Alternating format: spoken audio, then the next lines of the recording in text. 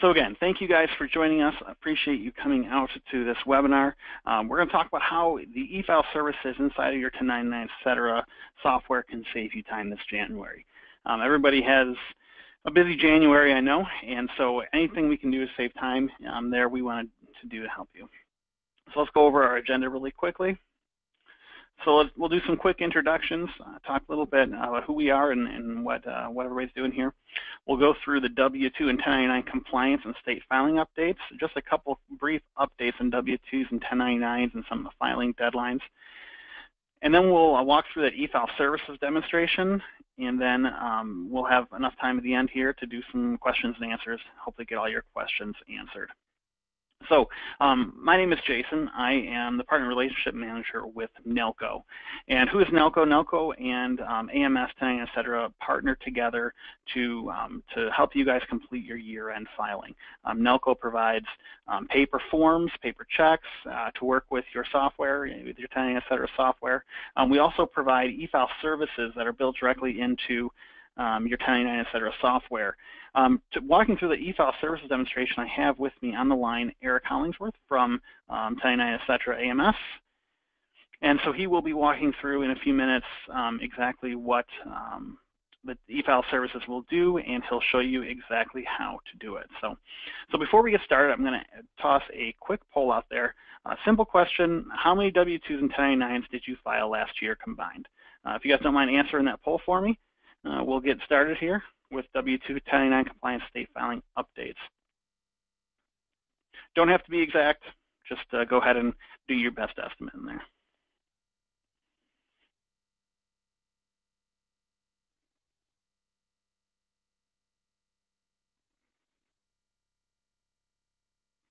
Just a few more seconds on that poll.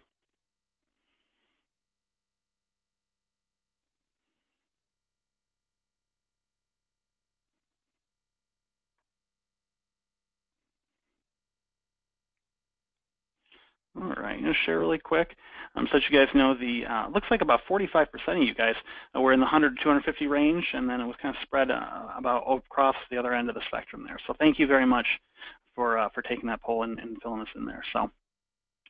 So really, let's get started with W-2 and 1099 compliance. And so we'll start right with the W-2, very common form, as you guys all know. The only real change, substantive change to the W-2 this year is that box 9 of the W-2. It's been opened up for optional verification code to assist the IRS in validating W-2 data on individual tax returns.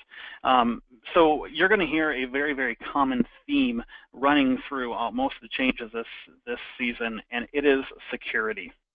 And the verification code is basically there so when the form gets filed to the IRS and the employee goes out to file their 1040 return electronically, the IRS will match up that verification code with their 1040. So the W-2 and 1040 match up, and it's an additional verification system that they have in place just to help prevent fraud. It is an optional pilot program this year, so I would not freak out too bad if you see it on there or don't see it on there. Not a big deal either way, but just want to make you guys aware that that is really the only substantive change to the W-2 this year, is that box 9 has been opened up to put in that verification code.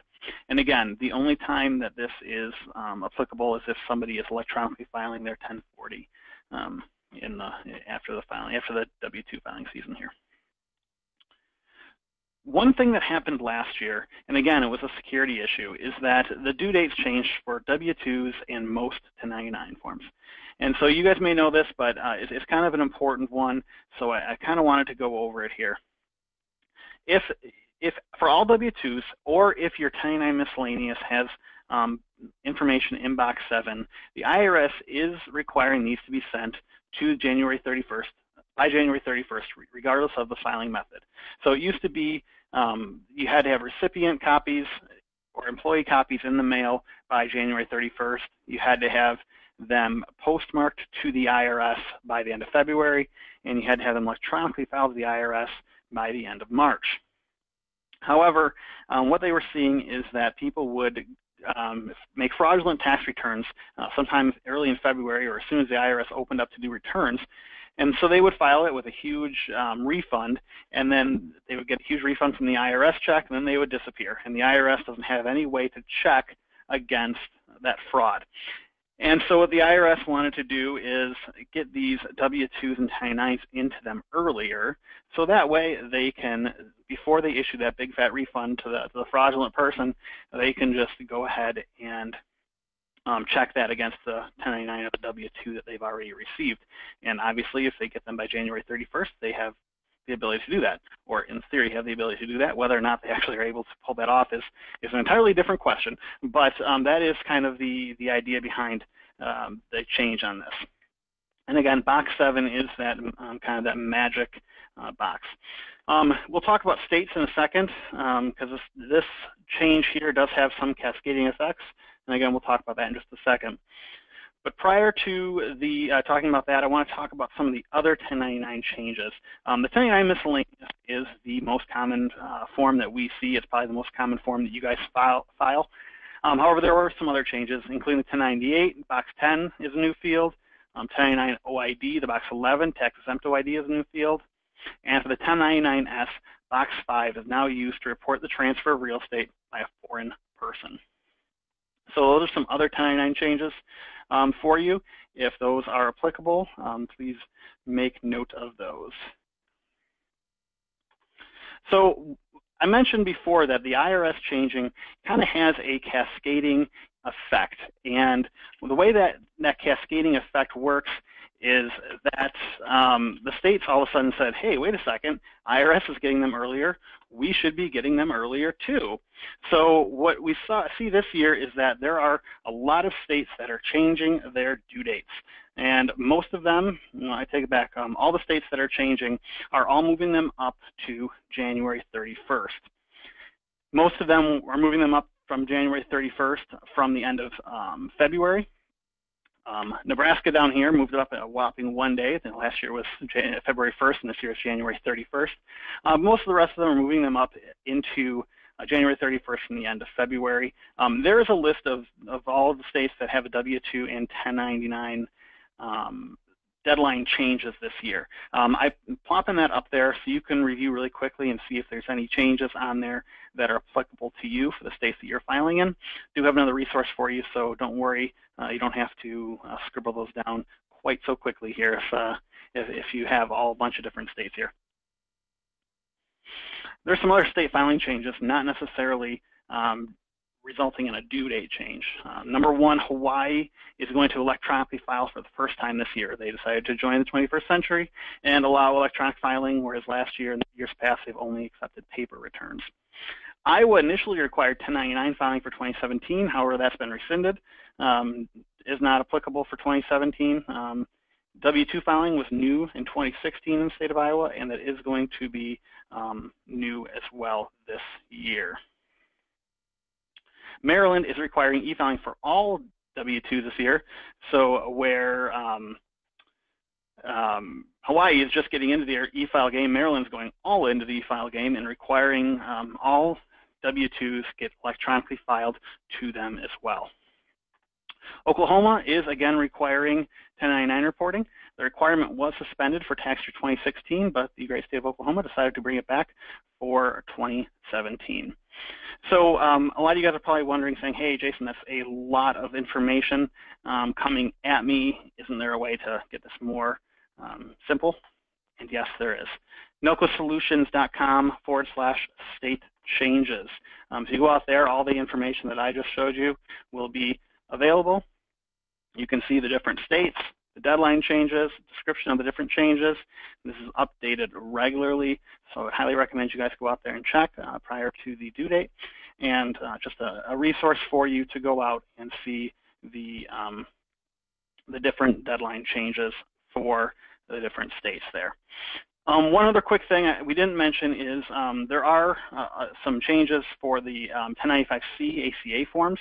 It's a less common form, but as far as the deadline changes, at the moment, at least, the deadlines for 1095C are recipient copies being mailed by January 31st, the IRS paper copies being sent by February 28th, and the Electronic copies being sent in by April 2nd. March 31st falls on a Saturday, so April 2nd is the due date for paper right now. The past 2 years, the ACA due dates have changed, and so we haven't heard yet that they are going to be changing this year, but who knows? Nothing would surprise me. So next thing on the agenda we want to walk through is a quick demonstration of e-file services. And for that, I'm going to pass back to Eric, but before I do that, I am going to launch another quick poll. So hopefully you guys wouldn't mind answering one more quick poll. Basically, how did you complete your year-end filings last year?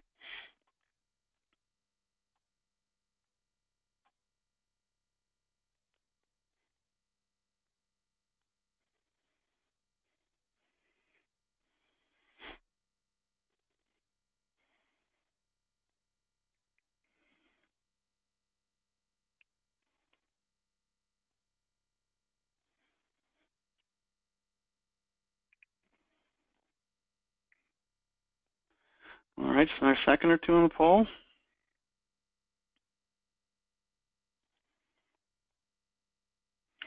So it looks like about a third of you did strictly paper last year, and 15% only did e-file services, and then about half of you did some sort of combination of the two. So especially for everybody doing paper only, or some of you guys still using some paper in the paper and electronic field, want to, again, pitch this over to Eric and kind of let him show you and walk through the electronic, the e-file services function in 1099, et cetera. Sorry, drawn a blank there. So with that, I'm going to change it over to Eric.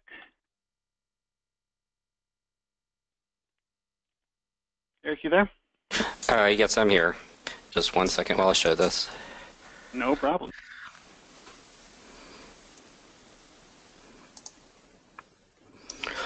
Hi, I'm Eric from Advanced Micro Solutions. I'm just going to go through our e-file services a little bit, kind of tell you the changes that have been made in our software to accommodate some new features that have been added this year with e-file services. And the first thing we're going to do and focus on today is we put a new recipient email address field on our W-2s and 1099s so that you can collect it, because the feature we're offering this year is the ability with e-file services to, if you print and mail the recipient's copies, you can also email a copy, or actually it's the recipient will get an email and they will be able to download or view their W-2 and 1099 online, and they don't have to get a paper copy at that point. They could say no, they didn't want one, and we'll see those screens in a second. We're also going to introduce you to the new e-file services interface, because it definitely did change from last year. And we're going to show you what the recipient is going to see when they use the online retrieval option. And first of all, our W-2s, like I said, have changed a little bit. This is a 1099 miscellaneous. The email address for all of our 1099s are going to be at the top right of the screen. Now, this does not print on the form. It's for information only, in that it's only used in e-file services. It's not used anywhere else. And the same thing for the W-2s. It's at the top of the form. You just put that information in, that email address in, and it can be used with e-file services for online retrieval of the form if you select that option. And this is what our e-filer looks like. You may have been here before, and this is all done through e-file services for the options we're going to be talking about. If you don't have an account when you go into e-file services, you are going to have to create one, and this is all your information as a business or a transmitter or whatever you want to consider yourself. This isn't your client's information. This is your information. Once that information is entered, or if you had an account last year, you'll come up to this screen. If you have done previous batches this year, the left side will be full or have the batches that you've done, or if you haven't, it'll be blank. You would just click the Create New Batch button at the bottom left, and this has changed considerably from last year. It's going to be broken apart a little bit better. and you're going to be picking the exact form you want to file, and you're going to be telling it what you want to do with check marks. In the example that we've got, we're doing a 1099 miscellaneous, and we're going to file it with both the IRS and the state of Oklahoma. We're also going to print and mail the recipient copies to them and give them the option to download that that 1099 miscellaneous if they wanted to do that. And at the bottom of the screen, it's going to give you a summary of exactly what you're going to be doing, and there's an option to look at the pricing here if you needed to do so. When the customer or the recipient receives an email, or you do this option for them, they'll receive an email that looks like this. It'll have their name, the company that created the 1099 miscellaneous for them, and give them a link to download that 1099 or W-2. Once they click on the link in the email, they'll come up to a screen similar to this. They'll need to put in their employer identification number or social security number in order to, or the last four of their social security number, in order to actually retrieve that 1099 miscellaneous or W-2. They'll come to a screen like this after they've entered it, where they can click on it and actually view the form itself, print it out, save it as a PDF, whatever they want to do. After they've done that, they'll be prompted to, if they still want a printed copy mailed to them. If they say no to this, of course it won't be mailed. If they say yes, it will be mailed. If they say no, it may have already been mailed, though. I guess I should clarify that.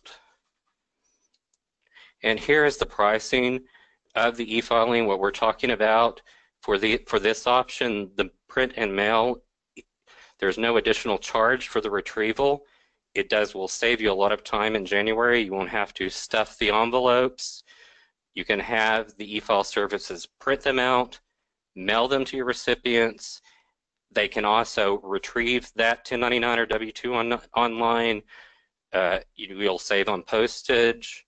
You don't have to buy the printed forms or anything like that. It does start, if you have them file with the federal government and print and mail, it starts at $1.79 per form for the first 250, and it does get a little bit cheaper the more you do. If you just do recipient print and mail, it starts at $1.48 per form for the first 250, and it gets a little cheaper. Both of those options will include, and the federal state e-filing, printing, and mailing will include that online retrieval that you need to collect those email addresses for. And that's the end of my the slideshow I have for you. If you have questions about how to do e-file services itself, there are YouTube videos available to do that. And you just go to YouTube and you can search for 1099 ETC, and it will show you how to use e-file services. Those actually aren't quite updated. They are last year's forms, but they'll definitely be updated by the time the service is available in early January. The ACA filing will also support the online retrieval of the forms. I don't have screenshots for that, unfortunately, right now because it's not yet available in our software. And I will pass it over to Jason, and then we can take some questions.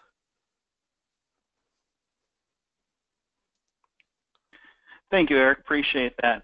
Hey, really quick too, as far as pricing, that pricing is available. I'm splashing that website up right now, www.1099etc.com/software/e-filer/wagefiler-pricing.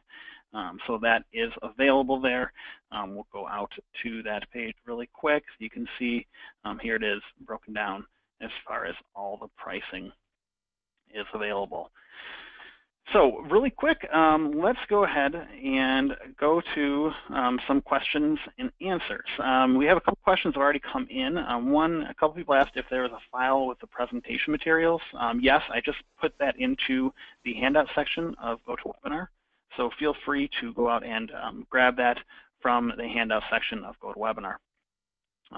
Question, maybe I missed it, but how do we get the recipient's authorization in order to email the 1099 form?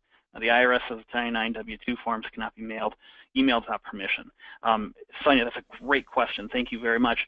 And ultimately, the way the system works is that the the email services is not designed to be a standalone system. It is designed to print and mail that form unless the employee or the 1099 recipient goes out and views the form and says, no, I don't want a paper copy.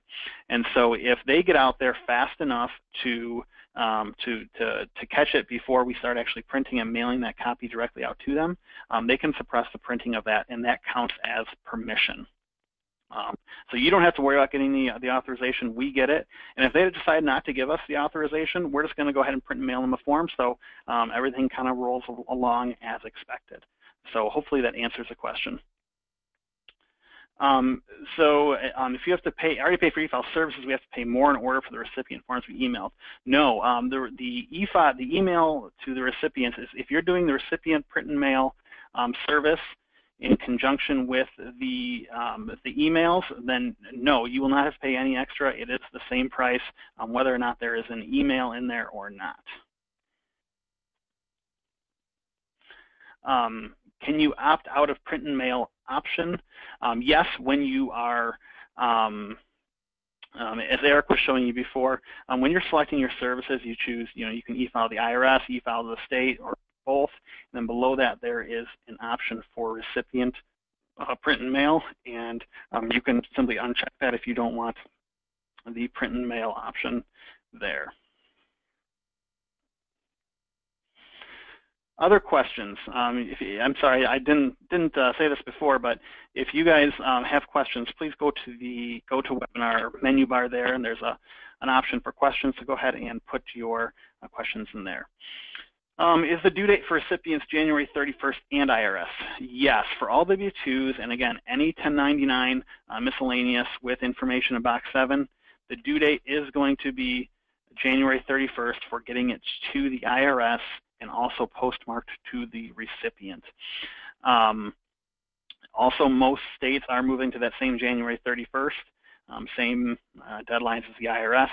So yes, most cases that you're going to be filing your W-2s and 1099s, you can get that. You should have them done by January 31st. Even if it's not necessary, especially if you're using the e-file services, I always just say just get them done. I know that a lot of people in the past have liked to kind of stagger those to avoid corrections, but honestly, if I was most people in this point, rather than trying to figure out if you have information in Box 7 and separating these out and sending some of them and going by January 31st and some by March 31st, I would honestly just get everything done by January 31st. Get it done, and I think you have enough to do in the months of February and March that you don't need to be worrying about coming back. So I would just say, if any doubts, get it done by January 31st.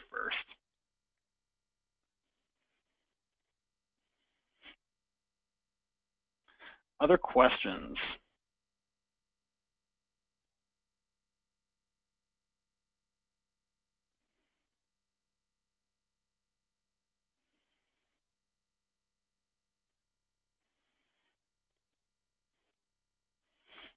So I can gather some questions here. Do we need to create a separate account for all client? Eric, maybe you can weigh in on this a little bit. I believe you mean through e-file services, and I believe the answer is no. Eric, can you speak to that at all? You have one account that identifies your business, and you can use that one account for all of your clients if that's what you're asking.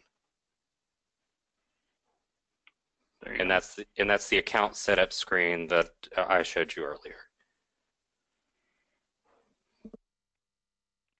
Question: How do I know if I need to file with the state and federal government? I can say definitively you need to file with the federal government as long as it was done in the United States. Different states have different filing requirements. 1099, et cetera, should have that available to you, and should add that if you need to file 1099 miscellaneouses through e-file services, we will go ahead and we will file through 1099, et cetera, and NELCO to any states that are requiring filing. That's a new feature that AMS has been working on to get going to allow any states to be filed on the 1099 miscellaneous. A question came in, when you say the e-files with the IRS, does that also include the SSA? And yeah, thank you very much for pointing that out. I am using IRS as kind of a catch-all for federal government, so I apologize when I misspeak there. W-2s will be electronically filed to the SSA, and 1099s will be electronically filed to the IRS via both of their systems. So thank you for clarifying there. But yes, we will get it to the correct federal agency, regardless of which one it is. I use IRS kind of tends to be a catch-all, so apologize for the lack of specificity there.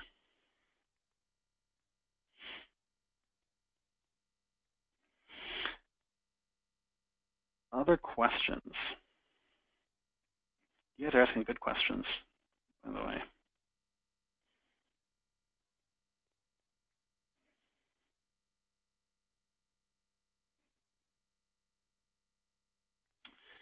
One question came in, if we already paid for the software and W-2 1099 e-file services, will there be extra fees? I'm not sure what other fees there would be. I would recommend that you can, if you have questions about what fees specifically for the e-file services, you can go out to 1099, etc. Pricing page here that I have up on the screen. Also, feel free to reach out to either your rep at NELCO or AMS. Both happy to help you there. Phone numbers, email addresses, websites are all available right there. Lots of information on both of those websites. Sorry. And we can be happy to help you out if there's some specific questions. We can get a better quote together exactly how much the total e-file services or how much the software is going to be if you contact us.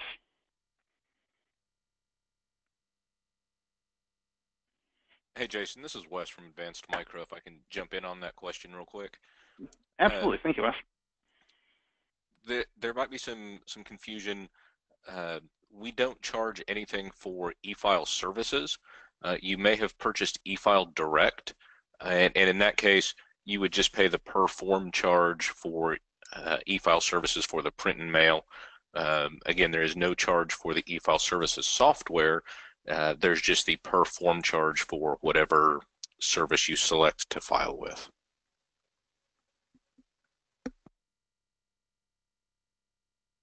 Thank you for clarifying that, Wes.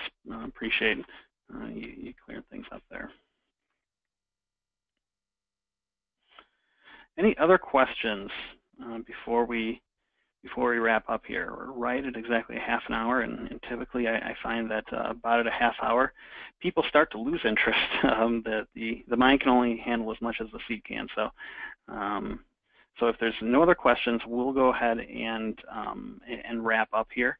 I will hang around if there are any questions that kind of filter in afterwards. And I'll be happy to answer those.